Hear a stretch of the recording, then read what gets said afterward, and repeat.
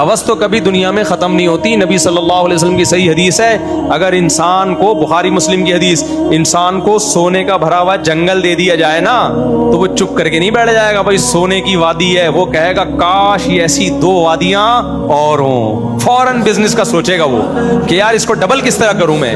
फरमाया वलन यमला अफाहु इल्ला तुराब, इंसान की तोंद कब्र की मिट्टी के अलावा कोई चीज नहीं भर सकती, किसी का बाप भी नहीं भर सकता ये तोंद, जब तक कब्र में मिट्टी नहीं घुसेगी मुंह के अंदर। एक उसूल बना दो भाई, दुनिया मुसाफिर खाना है, जितना मेरे अल्लाह ने इज्जत के साथ रोजी रोटी दे दी बस मेरा पेट उससे भर गया, खत्म।